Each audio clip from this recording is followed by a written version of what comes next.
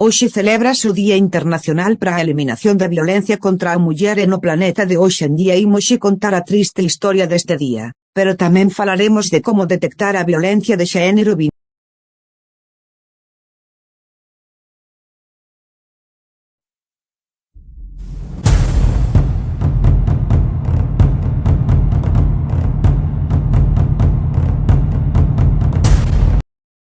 5 de novembro de 1960, República Dominicana. Patria Mirabal, Minerva Mirabal e María Teresa Mirabal, activistas políticas máis coñecidas como as Irmás Mirabal, foron asasinadas por ordes do ditador Rafael Leónidas Trujillo a 1981, Bogotá, Colombia. Celébrase o primeiro encontro feminista latinoamericano e do Caribe, onde se decidiu marcar o 25 de novembro como Día Internacional de Non Violencia contra as Mulleres, en memoria das Irmás Mirabal. 1991.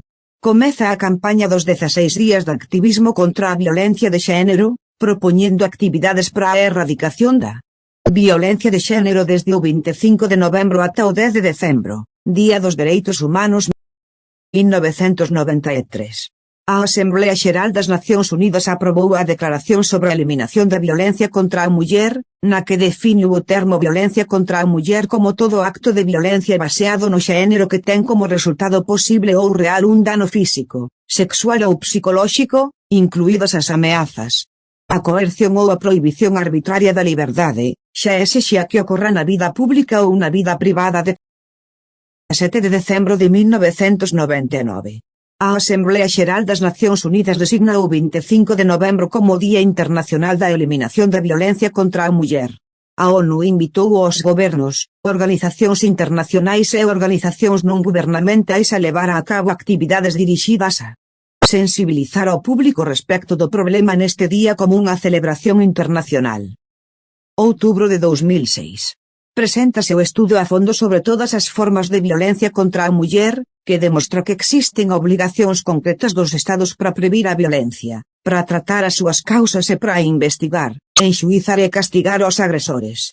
As políticas dos Estados son de vital importancia. Moitos países levaron a cabo políticas para frear a violencia contra as mulleres, pero outros como Qatar, seguen sen realizar políticas en contra deste tipo de violencia. Existen certas actitudes que nos indican que estamos nunha situación de maltrato por parte da túa parella ou exparella. Esta ignora ou desprecia os teus sentimentos con frecuencia. Ridiculiza, insulta ou desprecia ás mulleres en xeral. Humíllate, grítache ou insúltate en privado ou en público. Ameaza con facerche dano a ti ou a túa familia. Agrediute algunha vez fisicamente. Íllate de familiares e ou amizades. Forzoute a manter relacións sexuais en contra da túa vontade. Controlache os cartos e toma as decisións por ti. Non che permite traballar. Ameaza con quitarche os teus fillos en caso de deixalo. Unha relación saudable é aquela basada nos principios de confianza e respeto mutuo. Se recentemente iniciaches unha relación e pesan máis o control e os celos e aparecen algunha das situacións das que falaremos de seguido, poderías estar no inicio dunha relación de maltrato. El controla a túa forma de vestir. Non expresas as túas opinións libremente por medo a súa reacción. Revisa o teu teléfono móvil e as redes sociais. Continuamente sínteste inferior ou menos que el. A túa parella mostra celos frecuentemente.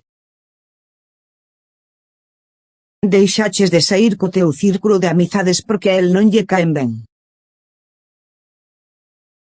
Tal e como se explica na web do Ministerio de Igualdade, se crees que estás sufrindo violencia de xénero, o primeiro que tes que facer é explicar a túa situación a outras persoas e pedir axuda. Recoméndase que esas persoas sexan familiares e amigos de confianza e, se perdiches o contacto con eles, intenta retomalo. É normal que teñas medo a trabucarte, que sintas que aínda o queres. A miúdo buscamos razóns para xustificalo ou minimizar a violencia. Son creencias falsas e poden confundirte. Debes saber que ti non provocas nin eres culpable da violencia e que non hai ningunha razón que o xustifique. Se a túa parella te trata mal non serás feliz. É importante que deas o paso e para iso contas co número de teléfono gratuito de información e asesoramento xurídico 016, que atende ás 24 horas do día en 53 idiomas.